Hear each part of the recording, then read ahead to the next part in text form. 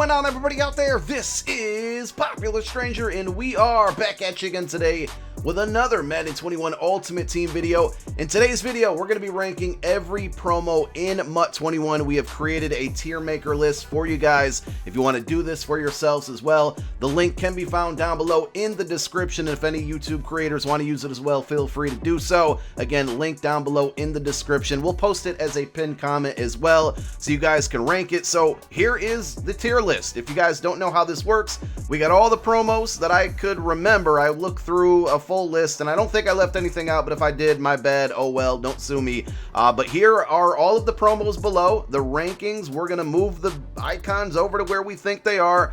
Some of these I'm gonna have to go back and look up stuff because I don't remember all of them off the top of my head, but I know which ones are going to be top tier. I know which promos were my favorite. And again, you guys can use the link down below in the pinned comment section to rank it yourself. So let's go ahead and get right on into it. We're going to start with the all rookie promo. What I remember with this one, really good MasterCards. I think Javon Curse was one of them. We had a 98 Jeremy Chin, a 98 overall Chase Claypool. The only problem with this promo is that the solos were very long, very grindy, and very unrewarding. I think the max card you could get was like 196 overall, and therefore, I'm going to rank it good enough. Maybe if the solos were a little more rewarding, I would feel differently on that one. Let's move on to Autumn Aces. The only thing I'm remembering about this one is they gave us a Tony Romo MasterCard, and it was just not really a good card at the time. Like, it just wasn't a card that anybody really wanted to use other than probably Cowboy fans. You got a free 92 overall Autumn Ace. It had pretty good free content within it. 94 overall Night Train Lane. I think I feel the same way here, that we're going to rank this one good enough. It wasn't forgettable. I like the format of the promo, but I think the second MasterCard, Tony Romo, and I guess maybe it's just me hating the Cowboys, it could have been better. The next one up is Black History Month. So I'm going to say with this one, I was very happy that EA did this. I think it's something we should have seen in MUT many years ago. The only problem is that the cards weren't the greatest, and it wasn't even the names of the cards. It was just the attributes on the cards. They weren't very usable at the time that they came out. I do like that we got a free one just for participating. There were no sets. There was nothing you had to buy, no packs you had to open. Literally play a couple solos. At the end of it, you get a free card. So I'm still going to rate it great, even though I think the players weren't the greatest. Again, the attributes on the cards themselves, but I'm very happy that EA did that. Let's move on to the Blitz promo. Blitz promo this year, I think I got to rate it top tier. It was finally a year, and typically Blitz promo is pretty much only catered towards money spenders. This year, you didn't have to spend money to get a lot of great content from it. There was, pack offers like every 4 hours. They made it really clear on what you had to do and when you had to do it and when these awards were coming out or when this content was coming out. They had a 93 Tyreek Hill in there. There was 94 Cam Chancellor was the other MasterCard out there. Kyler Murray, Budda Baker. There were some really good cards. Jadeveon Clowney got his first card of the year during the Blitz promo. It was a lot of free rewards. I really loved the participation in that promo. Top tier for the Blitz promo. Now, moving on to the next one, Campus Heroes. I'm actually going to say this was great. Pretty close to top tier, and here's why. They really surprised us by bringing it out. I think that Campus Heroes is one of the fan favorites, if in my opinion, and they kind of surprisingly brought it back to us. And not only that, they gave us so many new legends in the game. This year as a whole, the MUT content was great. It was better than any year we've ever seen. There was tons of free content. But I think one of the best things was all the new names that we saw, or players that never got cards in years past, or it's been a while since they got them. And I think the layout of the Campus Heroes promo was pretty fair, pretty easy to get the cards. They weren't overpriced. So Campus Heroes, in my opinion, great. Now, Derwin versus the World, I think I'm going to put good enough. And here's why. EA had too many technical problems with drops, and that really ruined the experience for a lot of people with this promo. You got a 90 overall Jalen Ramsey, Keenan Allen, Nick Chubb. By the time you got all of those cards, they weren't very usable, but the 97 overall Derwin James at the end of it was amazing. One of my favorite cards all year. He made so many plays for me.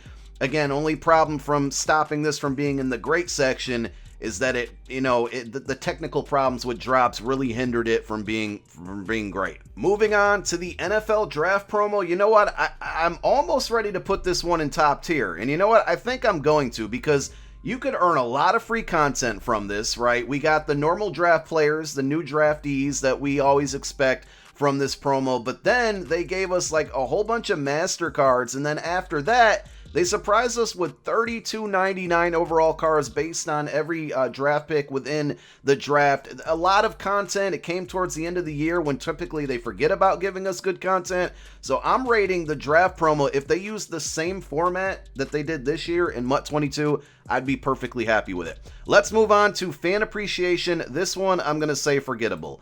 The packs just fell, I don't know, man. I didn't feel appreciated opening them, right? It wasn't great. It wasn't good.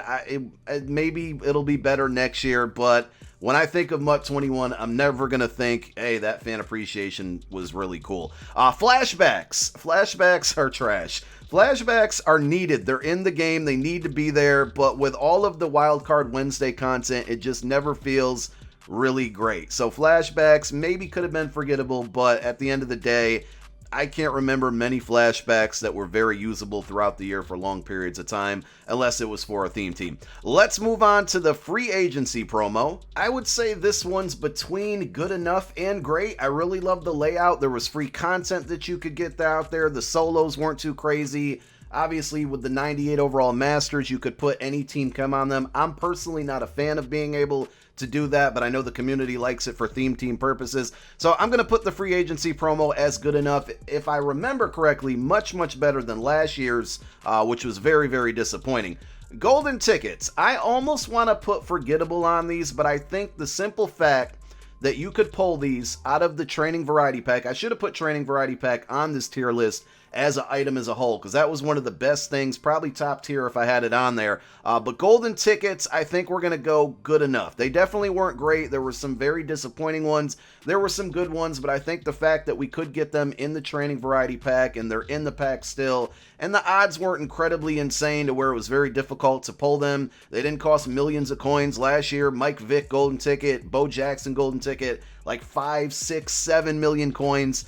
They were very affordable. I almost want to put it in great, but I think we could have saw some better players, and, you know, it is what it is there. Heavyweights, we already know we're not going to spend a ton of time on their trash. NFL honors, I would probably say good enough. Gave us some really good cards. That's about it. That's all I got to say. Legends. I don't know how I felt about the regular Legends this year. I mean, we got a lot of new names, so that's always good. We talked about with the Campus Heroes. I'll probably say Legends were good enough. I think with the Legend promo, we know what to expect. Every single year, it's pretty much the same thing. 3 Legends, maybe 2 Legends. We get them on Saturdays. They have sets. There's usually a limited. We'll put it at good enough. I gotta say, Most Feared, from what I remember last year, was slightly disappointing. This year, we're gonna put it top tier because just looking back on it, there was a lot of really good and usable master cards in this promo. I believe you could get a lot of content for free just by participating in this promo. And with it, from what I remember, is like all of the master sets, right? We had cards like Harold Carmichael, Aaron Donald, Terry McLaurin was one of the really good cards. Derek Thomas, one of the best pass rushers in the game. It was the Troy Polamalu. He got one of the first cards from the promo. I remember the sets is that you would put the lower overall cards in there, and with the master card, you would get the set back. Plus, I think all 3 or all 2 of the cards back is Nat, plus the power-up. It was very rewarding. You could use those cards that you got back as Nat in promos further down the line. It was just overall a big W. This is another one. They could literally give me the same layout next year for Most Feared, and I would be happy with it. Just updated players, of course. MUT Heroes, always a fan favorite, and this year they absolutely delivered just content beyond content beyond content that was free for MUT Heroes, man. Those objective lists, all of the 95s and 97s, I think up to a certain point you could earn up to 6 or 7 MUT Hero Master cards. Absolute W, top tier. Probably, if I had to say, out of all the promos in this year's game, I think MUT Heroes might be my favorite out of all of them. I'm conflicted on where I want to rank the NFL playoff promo, because this is what happened. When it first came out, we got like I can't remember what it was called. It was Excitement to the Playoffs. It was called Playoff Celebration Fantasy Pack. And you could earn a free card. From what I remember, I think it was a 95 overall. And there were some really good cards. DK Metcalf was out there. And I was like, whoa, you know, this playoff promo is going to be lit. And then it just all went downhill from there. So the fact that I had to look it up just to kind of remember how disappointed I was, I'm going to put the playoff promo in forgettable. It could have been so much better. It started out so well and then just only went downhill. The next one up is kind of like power-up / power-up expansion, and I'm going to put this one to forgettable as well. Here was the issue with power-ups this year. It took them way too long to give us new power-ups in the game. We got a couple, I think, around the Blitz promo with Clowney, and there were a couple other people. And then after that, it took us a very long time, from what I remember, to get new power-ups in the game. We did get power-up expansion this year. I think power-up expansion is great for the game. But every Tuesday, it just feels like, why are they I don't know. Why are they giving these people cards? They could be giving, it's kind of crazy that, and I'm sure there's so many other players you guys could name in the comment section, but Russell Wilson doesn't have a 99 overall card, DK Metcalf right now. There's so many other names. Power-ups in general and power-up expansion as a whole, just meh, forgettable. Rising Stars, out of all of the Wildcard Wednesday content that we got, Rising Stars is probably my favorite. The pack animation was cool. It gave us some really good cards. That Derwin James card was really, really good. A lot of budget-friendly cards with Rising Star, so I'm going to put that in good enough. Not great, not good enough to be great, but I like Rising Stars. Rivals, I think everybody in the community is going to agree with me here. That one was trash. Rivals started out good, had the potential to be a year-long promo that gave us tons of free content, and we all should have known as soon as we got Geno Atkins as the free card from the second part of it, it was only going to go downhill, and that's where it went. So, Rivals, trash. Rookie Premiere, I don't know where to put this one, to be honest. I want to say forgettable. Here's the thing. I like what they did, the way that they changed it as far as the cards are going to mean more next year for Rookie Premiere. The ways to obtain them in MUT 21, very straightforward, easy to do, all that stuff. I think it was just so confusing, and I would have just liked them to keep it the same way that they've always done it, just from a standpoint of being less confusing. Sugar Rush this year, pretty solid promo. I think we'll put it in good enough. It could maybe be great. Had some really good master cards out there. I remember that Ronnie Lott had a 98 overall card. That was one of them out there. I'm just looking up the other ones. Cam Newton had a 96 overall. Ryan Shazier, that Steven Jackson, if you played Next Gen, was absolutely impossible to tackle. So Sugar Rush, I would probably say good enough this year. Obviously not as good as the MUT 20 Sugar Rush, where you can make almost billions of coins. Next up, the Super Bowl promo. I would probably rank this one forgettable. I think the biggest issue is the Super Bowl promo didn't really give us many great cards. We had the 97 overall Tyreek Hill. That was a card that pretty much everybody went after. But then the other master cards, we got Ndamukong Suh, 97. You know, it's a left end. We got Joe Namath. Cool to see him in the game, but he's a slow quarterback that isn't used for the meta, so many people weren't using him. And even though I'm an Eagle fan and we got William Refrigerator Perry for our theme team, I mean, a defensive tackle and a slow quarterback as master cards from the Super Bowl past, it was forgettable. We're going to move on to the next one. Superstar MVPs, I'm actually going to say good enough. For the time period that this promo came out early on in the year, it had some really good cards. That Lamar Jackson, though he overthrew some footballs every once in a while, was a very usable quarterback at the time, and that Honey Badger Master card was really, really good, even though he's a little bit short compared to most DEs, or defensive backs. Really good card. I like that card a lot. I can't put it at great. It wasn't that good, but it was still a really, really good promo at the time period that it came out. So 4 of the next 5 that we are ranking, I'm going to go through these kind of fast. They're all part of the Team Affinity in MUT 21. So we had Team Builders. Team Builders I'm going to put forgettable. Very helpful for theme teams, but the lack of upgrades on the overalls as we got them really killed it. Team Diamonds, I'm going to say great. We got so many really, really good names, new legends within the game. It was awesome. So Team Diamonds was definitely a home run.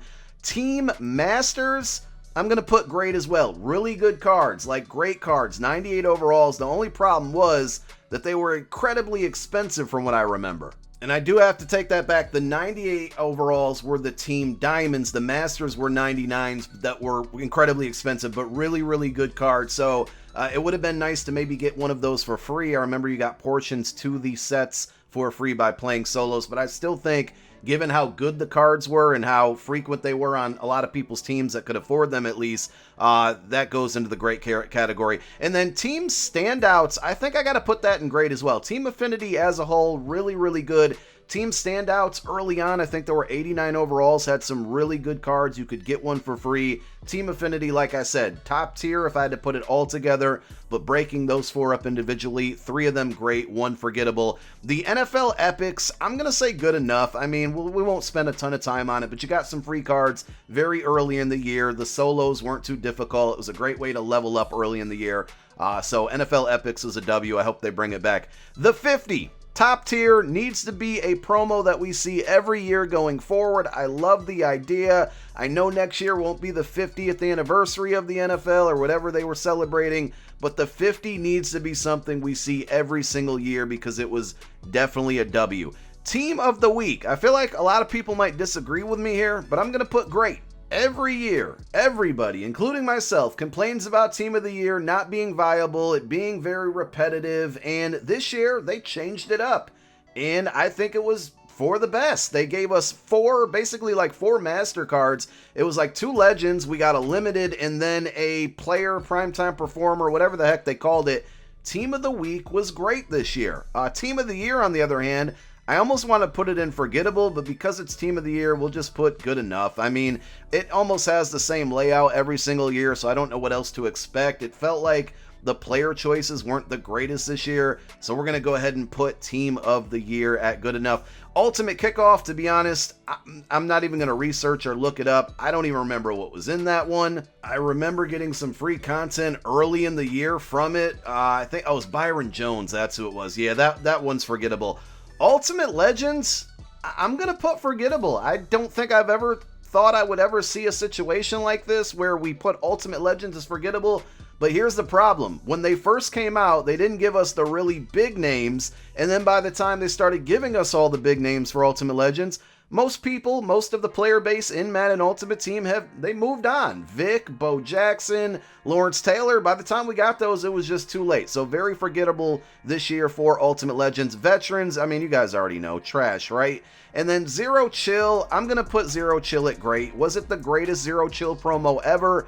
Absolutely not, but it was still great. It was very similar to Blitz, where we got the kind of reward grid or layout as far as everything that we could earn and when we could earn it and how we could earn it. We saw Chill Factor, a new alternate currency. That was something we saw in the Super Bowl promo as well. But Chill Factor was definitely a W. I hope they bring Chill Factor back and that type of leveling up system. I think it makes it a little more easy to understand and chase different rewards for certain promos.